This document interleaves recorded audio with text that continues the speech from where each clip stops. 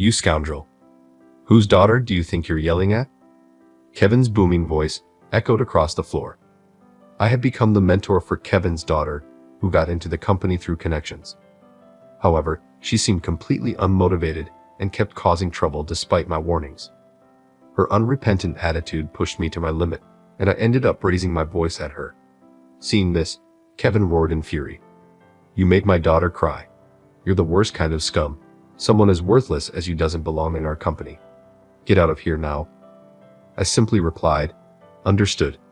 I'll leave, and left the company right then and there. Kevin seemed pleased, but that's to be expected. He didn't know who my father was. My name is Alex Thompson. I'm a 27-year-old man working at the general trading company Smith Trading. I've been in sales for 5 years. I enjoy interacting with people, so I chose a career in sales, and it's been a great fit for me. In my role, I meet various clients, which provides many opportunities to interact with different people, making my work enjoyable. Our company is quite sizable and is well known in the industry for its comprehensive employee benefits, making it a reputable workplace. The staff is generally good-natured, and it's rare to find anyone unpleasant. I have grown so attached to this company that I wanted to spend my entire career here. The new fiscal year had arrived, and with it, the season for new employees to join. By my 5th year in the workforce, I had gained quite a few juniors. On this day, my manager John assigned me the role of mentor to a newcomer. I'm counting on you. I believe you can do it, and I'll support you. Let's do our best. John encouraged, boosting my motivation. All right, let's give it my all, I responded. Everyone, how are you? Said Kevin Johnson, the company's executive vice president, as he appeared. Kevin, how are you? John and everyone else in the department greeted him. Then a woman appeared behind Kevin. Her eyeshadow was blue, her eyelashes were perfect, and her lips were so shiny you'd think she had just eaten fried chicken. A classic question that almost slipped out. Well, that must be lip gloss. Her nails were incredible. They were extremely flashy, so long and sparkly they could grab coins as small as a penny, adorned with pearls and such. She definitely had the look of a modern girl. I was wondering who she was when Kevin said, This is my daughter Megan. She's one of this year's new recruits and will be joining this department. Who's in charge of training her? Yes, we were thinking of having Alex take care of it. John replied. Is that so? Is that so? Kevin asked, and John responded with, Yes, that would be me, as I raised my right hand. Kevin patted my shoulder and said, Oh, you? Then please take good care of my daughter. Very good care. And with a see you, he left the department. He said very good care twice. I guess that means something. As for Megan, Kevin's daughter, she was nonchalantly playing with her flashy nails, looking completely uninterested. Well, she is a new employee after all. Megan, could you introduce yourself? John asked somewhat hesitantly. She replied with just, I'm Megan, 20 years old, and left it at that. Is that all? The whole department must have been thinking the same as the room felt eerily silent. Anyway, I'm Alex, your mentor. Looking forward to working with you, I said to Megan. She responded with a yeah, and began to fiddle with her hair. Is she really going to be okay? I couldn't help but feel anxious. My worries proved to be well-founded, as Megan showed an extreme lack of enthusiasm for her work. While previous new employees like the eager and motivated Sophia showed some semblance of being new recruits, Megan showed none of that. By the way, as her mentor, I've noticed she doesn't seem interested in communicating with me either. Even when I try to engage her in conversation, she's often looking at her phone or, even worse, her nails, hardly appropriate during work hours. Naturally, this makes effective communication virtually impossible. Is she perhaps not comfortable with verbal communication?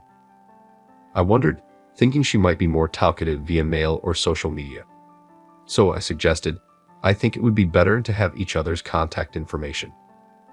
Could you share your email or social media account? Her response was, absolutely not. I wondered if I had been too forward, but then again, she frequently used her phone during work or left her seat often. When asked, she would say she was taking a break or going to the restroom. It was clear to everyone that she lacked motivation. Where on earth did she leave her enthusiasm? She would complete the tasks I assigned, but without a finished report from Megan, I had no way of knowing if she had actually completed them, leading to unnecessary double-checking. Megan, if you report when you're done, it makes it easier to check. Isn't it unnecessary since you'll check afterward anyway? She retorted. I thought reporting was essential, but it seemed futile to argue. Despite this, Megan's writing was meticulous, and she could complete paperwork at a decent pace, suggesting she was capable when she wanted to be. It was just that she chose not to. As Megan continued to be a source of trouble for me, days went by and work didn't stop. Today was a day to visit our client. We've had a long-standing relationship with this company, and I had been introduced to them as a new employee myself. Since then, I took over from my senior and have maintained a good relationship with them. I'm even on friendly terms with David, our contact there outside of work. When I mentioned to Megan that we were going to greet a client, she looked visibly annoyed. It's all part of the experience. I somehow managed to persuade her before we headed to the client location.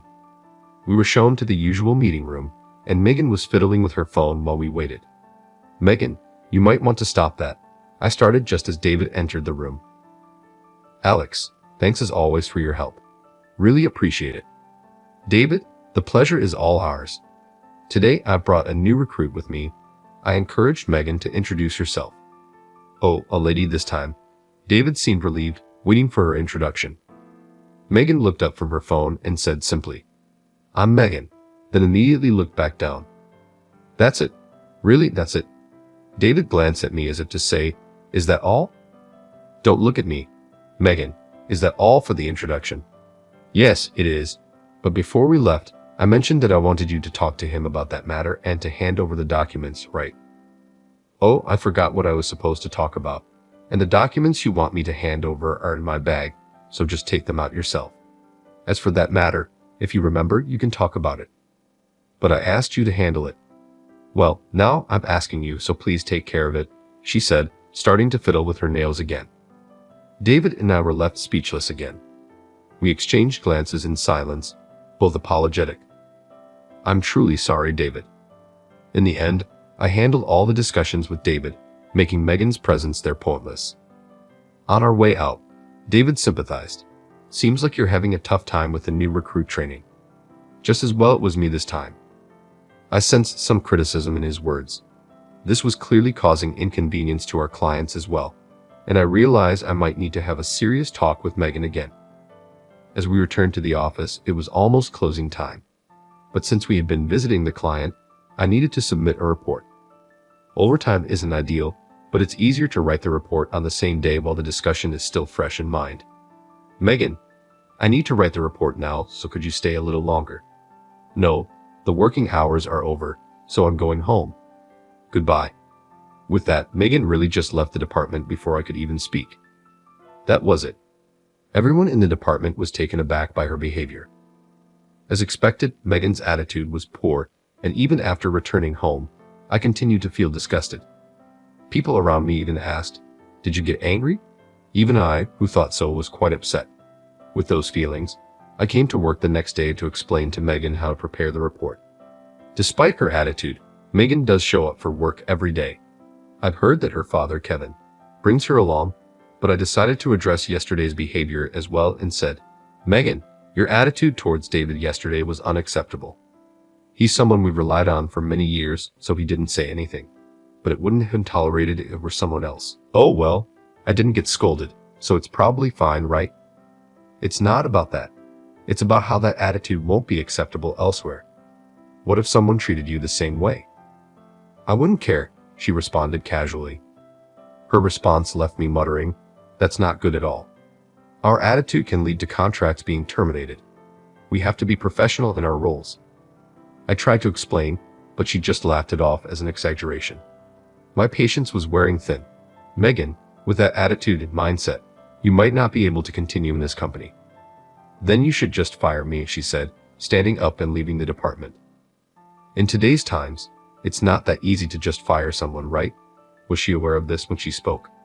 While Megan was away, I decided to consult John about her. John was completely on guard the moment I approached, as if to say, "What are you talking about?" But I've had enough. I stood in front of John and said, "John, don't you think Megan's attitude is a bit much, both as a working adult and as a new employee?" However, John's response was a smile and, well, haha, I mean, she is Kevin's daughter after all. Just bear with it a little longer. You can handle it, I'm sure. Struggling to hold back the urge to say, so what if she's Kevin's daughter? I couldn't help but think John was unreliable, which seemed only natural. I won't ask for forgiveness for feeling this way. I could feel the stress building up inside me. One day, as I was somehow managing to keep the stress from boiling over, Megan did it again. The contract she prepared had incorrect information. As usual, Megan didn't say, I'm done, so when I checked it around the time I assumed she would be finished, I found that the amount wasn't written in words. Moreover, there were no units provided, so it was just numbers written there. This wouldn't qualify as a contract for our company. We're instructed to write amounts in both numbers and words, and to include the unit after the amount in our contracts. Of course, I had explained this to Megan as part of the training on how to prepare contracts, but it seemed she hadn't understood. Megan, I saw the contract you prepared. Is this really finished? I asked. She just nodded. The amount isn't written in words, so we can't use this as a contract. Do you remember when I taught you how to make one? I might not remember. Oh, you don't remember? I'll explain it again. Can you redo it, and remember this time? Megan visibly looked bothered. Why don't you just fix it? No, this is the task I entrusted to you. Plus, if you don't correct it yourself, you'll make the same mistake next time. Try to explain gently. Wouldn't it be faster if the person who noticed the mistake just fixed it? No, you have to take responsibility for your own work. Well, I was just told to do it. Plus, I don't really have a sense of responsibility, so you can just fix it. That was the last straw for me. Enough is enough. Is this how a working adult behaves? I couldn't help but raise my voice. Megan stared back wide-eyed. I could feel everyone in the department looking our way. I saw John panicking out of the corner of my eye. Then, from behind, an even louder voice boomed, "You scoundrel. Whose daughter do you think you're yelling at?" As I turned around, there was Kevin's figure. Kevin strode towards me with large steps and yelled, "How dare you yell at my daughter? Look at her, she looks like she's about to cry." It seems that Kevin came to see how his daughter was doing at work and happened to encounter me raising my voice. Moreover, it was true that I had yelled at Megan, so I had nothing to say in return. "Kevin, let's calm down." John approached Kevin and tried to soothe him with a comic-like phrase, but Kevin's anger only seemed to escalate. John, along with Seth and Andrew from nearby seats, had to restrain him as he was about to get physical. "Shut up. You made my daughter cry. You're the worst scum. Someone as clueless as you doesn't belong in our company. Get out of here right now," Kevin yelled. "Understood, I'll leave." After being told off by Kevin, I decided to do as I was told and leave. "John, please take care of the rest," I said, grabbed my backpack, and left the department. Kevin was still making a fuss, yelling, "Get your hands off me." The department was in an uproar because I was about to really leave. But at this point, I didn't care anymore. As I was leaving, I saw Megan. Instead of looking like she was about to cry, her face was pale, and our eyes met. It was the first time I had seen such an expression on her face, but I decided to ignore it and left the company. About 3 days after being told to leave by Kevin, I went to work as usual in the morning. Kevin had only told me to leave, not that I was fired. As I walked through the company's entrance hall, I unexpectedly encountered Kevin and Megan. It was our first reunion in 3 days. Oh, I accidentally made eye contact with Kevin. Noticing me, Kevin started striding towards me again. Megan was looking down behind him. Why are you here even though you were fired?" Kevin yelled at me. I replied with a smile, "Well, I wasn't officially fired. I've just been on paid leave for the past few days." "What are you talking about?" "It's because someone like you is in charge of training that my daughter hates her job." "How dare you yell at her?" Kevin was trembling with anger, but I decided to finally say what I had been wanting to say. "Now that it's come to this, let me say that your daughter Megan has always lacked motivation and didn't try to learn her job. She never used polite language with anyone and acted as if she wanted to be fired. Maybe she wanted to quit from the beginning. How could that be? The reason Megan is depressed and has no energy is all your fault," Kevin stammered. When there's an angry person in front of me, I somehow become calm. which I think is a common experience. That's exactly how I feel right now. This person wants to blame everything on me. He even said all 3 times. Really, what kind of upbringing leads to someone like you? I'd like to see the face of such a parent. I wondered what would happen if I said, then what kind of upbringing led to Megan turning out this way? As I looked at Kevin with a cold gaze, I heard a voice saying, "Ah, so you're here." When I looked towards the voice, it was the president and chairman of Smith Commerce, Mr. Smith. "Mr. Smith, good morning." Kevin straightened up immediately. Even someone like Kevin couldn't stand up to Mr. Smith. However, Mr. Smith ignored Kevin and spoke to me. "I'd heard you were coming to work, but I couldn't find you anywhere. I told you we'd go together by car. I asked around, and no one knew where my son was. Well, it's overwhelming how many people wouldn't know where your son is if you asked. I was just caught up in a conversation here." Caught up in a conversation. It didn't seem like that. Mr. Smith glanced sharply at Kevin. "Kevin, you seem to be quite authoritative. Did this kid do something? I heard something about wanting to see a parent's face." "Exactly. This Alex was in charge of my daughter's training, and he yelled at her." "I really want to see the face of whoever raised him," Kevin said defiantly. Then Mr. Smith said, "If you want to see his parent's face, it's right in front of you. This kid is my son, so I am the father. That means the parent's face is mine." Saying that, Mr. Smith smiled warmly. Indeed, as my father standing beside me said, "I am the real son of Mr. Smith. There's a reason my surname is different from my father's. It's because my parents are in a common law marriage.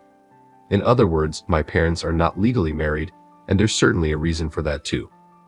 The reason for this is because my mom always cherished her freedom and didn't want to be tied down by anything. My mom, a designer who traveled the world for her job, always referred to it as her calling. She is still active in her career, and her brand Marin is featured in the Paris collection every year. Even when she met my dad and they discussed marriage, the idea of quitting her job was unthinkable for her. In fact, she almost broke up with my dad, saying, "I like you, but if I become a housewife, I won't be able to work." However, not wanting to lose her, my dad proposed, "Let's get married without you having to quit your job." But she further troubled him by saying, "Then I'll become a corporate president's wife, won't I? That's too high a position, and it will interfere with my work." After many discussions, they settled on a common law marriage instead of an official one. This story was a frequent tale from my parents since I was little, and I must have heard it hundreds of times. Each time, my mom would smirk and say, "Dramatic, isn't it?" When I was born, my mom had custody, and my dad acknowledged me as his son. Though my mom, dad, and I lived apart, I believe we still had a strong family bond. My dad took full responsibility for my financial support, including my education. It was a somewhat unique family situation, but it felt normal to me, and I'm still happy with it. Growing up, I was aware that having parents who were a world-renowned designer and a company president was impressive. As a kid, I often traveled the world with my mom. Being the son of a company president, I was frequently referred to as the president's son. However, this led to people discounting my efforts, assuming my dad was pulling strings, or saying, "Of course, with parents like yours, you're bound to be great." I hated being called a beneficiary of nepotism. At some point, I began hiding my parents' occupations and status, saying, "My parents are just a regular salaried worker and a homemaker." Joining my father's company was not due to nepotism. It was my own merit. Initially, I had no intention of applying to Smith Trading and planned to apply to another company. But the Career Center at my university insisted, "With your capabilities, you should definitely apply to Smith Trading." Smith Trading is a highly popular company among students, always ranking high in employment company rankings. I tried to decline politely, saying, "I'd rather not," but the Career Center pushed, "It's Smith Trading, just apply, that's all." So I ended up applying for a sales position there. I didn't expect to get in and went to the interview without telling my parents, only to be surprised by my acceptance. Since I have a different last name from my father, I assumed no one at the company knew I was the son of Mr. Smith. After all, I hadn't told either of my parents. Does that mean I got in on my own merit? I remember feeling ecstatic. Later, I discreetly asked the HR person, and it turns out my ability to speak 4 languages was a decisive factor. Indeed, during the interview, they were surprised enough to ask, "Why didn't you become an interpreter?" This was thanks to my mom taking me around the world from a young age. Thanks to her, I developed an interest in foreign languages and had a reason to study them. Thank you, Mom. And so I decided to join Smith Trading. I met my father for the first time at the company's entrance ceremony. I wanted to surprise my parents, so I desperately kept my job offer a secret. When my father spotted me at the ceremony, he was so shocked it made me laugh. After it ended, he came up to me and excitedly asked, "Alex, you're working here." I had no idea. What do you think? What a position. I hadn't expected him to ask in such a casual manner, so I immediately replied, "Please, let's not go there." When I said, "If people find out I'm your son, it'll make work difficult, and I want to earn my position as Dad's right-hand man on my own merit," my father understood and agreed. "We're looking forward to seeing your capabilities," he said, and our relationship remained undisclosed. Anyway, there's rarely any interaction between a new employee and the president and chairman of the company. 5 years have passed since I joined the company, and my parents continued their careers in a common law marriage. Recently, my father was diagnosed with cancer. When he received the diagnosis, he called my mom and me for a rare family gathering. My father, now weakened by the news, muttered, "I'll be leaving this world alone." "What are you talking about? We're a family." "You're not alone," I said. My mom added, "Exactly, we've been a family for years even without a marriage certificate." "However," he murmured, "but in a common law marriage, we're not legally family, and it might be difficult to even visit me. Then, I'll be alone." While I wondered if that could really be the case, I did recall hearing that common law marriages aren't legally recognized as family. So in hospitals, one can't sign consent for surgery or receive explanations about a patient's condition. A deep sigh from Dad. It was clear from his demeanor that something was off. Seeing Dad like this seemed to have made up Mom's mind. "All right, let's get married officially. I'm not so heartless as to leave you to battle cancer alone," my mother said. And so, my parents ended their long-term common law marriage and became officially married. Furthermore, my mother said, "I'm getting on in years and I've been thinking of winding down my work a bit. I've decided to move my base of operations here." Dad perked up at this and said loudly, "Then let's live together." My mother also agreed, saying, "Well, it can't be helped." Thus, after about 30 years, my parents started living together. After that, Dad was over the moon and had been in high spirits every day. Having been living on my own since graduating from college, I decided to move in with my parents, taking this as an opportunity.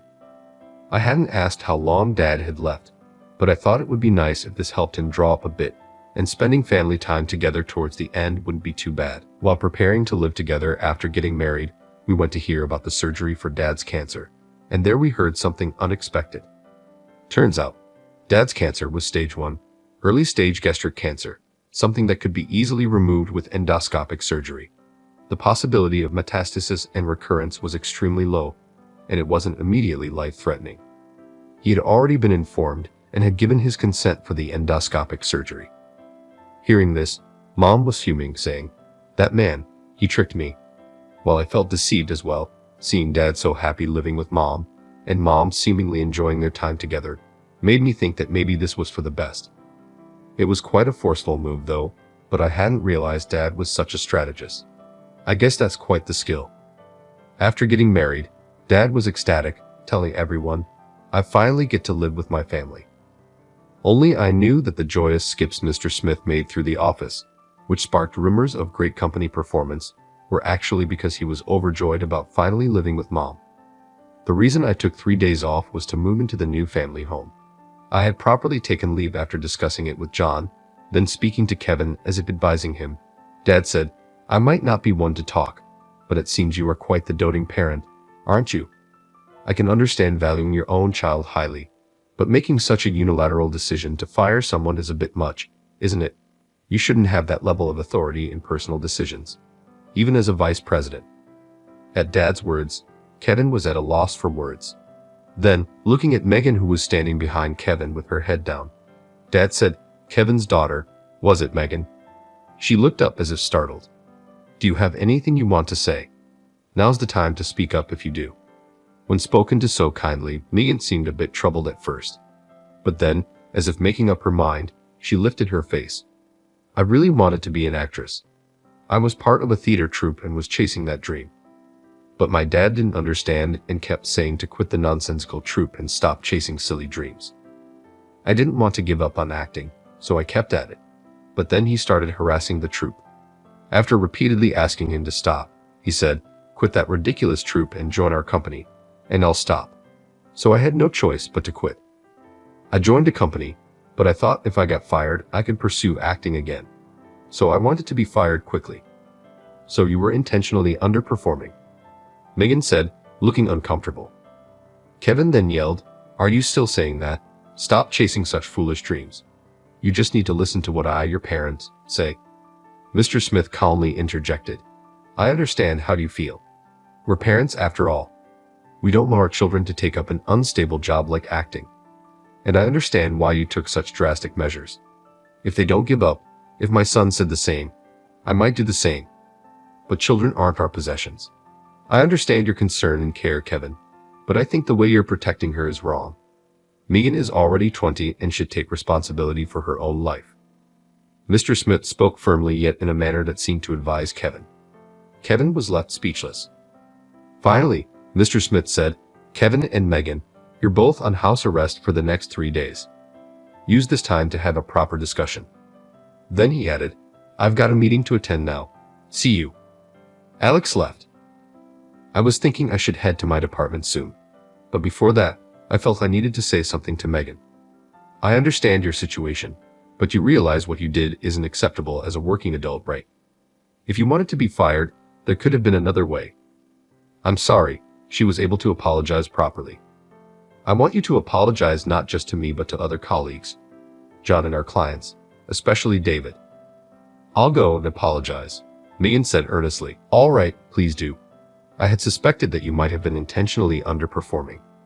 Your paperwork was actually done quickly, and you were quick to learn other tasks. By the way, Megan, is pursuing your dream of acting something that can't be balanced with work? Huh? Megan was taken aback by my question. I mean, if you were pretending to be bad at your job, doesn't that mean you could also do the opposite? I've heard it's common for actors to have a separate day job. Maybe it's something you could do too. It's just my personal opinion, but I hope you'll consider it. I'm not sure how much my words resonated with her or what she'll decide to do, but I hope Megan finds a path that she's truly satisfied with. As I head to my department after the 3-day house arrest, Megan returned to work with a clear and bright expression. She declared, "I've had many serious discussions with my parents. I'll balance my dream and my job." Moreover, she apologized to me saying, "I'm truly sorry for everything. I'll work hard from now on, so please guide me again." Afterward, Megan went around apologizing to everyone in our department and others. She's planning to apologize to David tomorrow. She's already made an appointment. I'm planning to accompany her. She also managed to return to her theater troupe and plans to participate in their activities after work and on weekends. Things might get a bit hectic, but since I've had the opportunity to join this company, I'll do my best, Megan said, looking more vibrant than before. Kevin also apologized to me directly, saying, "I'm sorry." And it seems the discussions within the Johnson family led Kevin to realize he had been too overprotective. After hearing Mr. Smith's words, they decided to give each other some space. Megan, who had been living at home, decided to start living on her own, while Kevin offered to transfer to a subsidiary company. Kevin's transfer was approved, and he moved to the subsidiary within a week. Megan is currently looking for a place to live. Every time I come home, I'm greeted with "How was your day?" which makes me think I'll be getting daily calls if I start living alone, she said with a laugh. In fact, I've started receiving daily emails from Kevin asking, "How's Megan's work going?" But I'm thinking of keeping that to myself. I personally find it rewarding to see Megan grow day by day in her role. It's gratifying to teach someone eager to learn, and somewhat troublingly, it's become common knowledge in the company that I'm the son of Mr. Smith. Changing my surname from Anderson to Smith might have contributed to that. The decisive factor was probably that conversation with Kevin and others in the entrance hall, which was overheard by passing employees. Knowing Mr. Smith, he's probably been saying things like, "My son, you know. There are even rumors I might become the next president." It feels like another one of Mr. Smith's deliberate acts. There's also a rumor that Mr. Smith is grooming the role of president and chairman to prepare the president's position for me. When I ask Mr. Smith, he just smiles, and I have no intention of becoming the president myself. I'm even considering asking for a transfer somewhere else. Those are the kind of days I'm having. Just like Kevin wanted to protect Megan, I think it's natural for anyone to want to protect their loved ones. But if you go about it the wrong way, not only does your intention not get conveyed, it might even lead to misunderstandings. It made me think about how important it is not to make mistakes and how to protect the people important to me. What's the right way, you ask? I don't have a clear answer either, but that's why communication is so important. Discussing each other's thoughts is crucial. It made me think again about the importance of valuing my parents.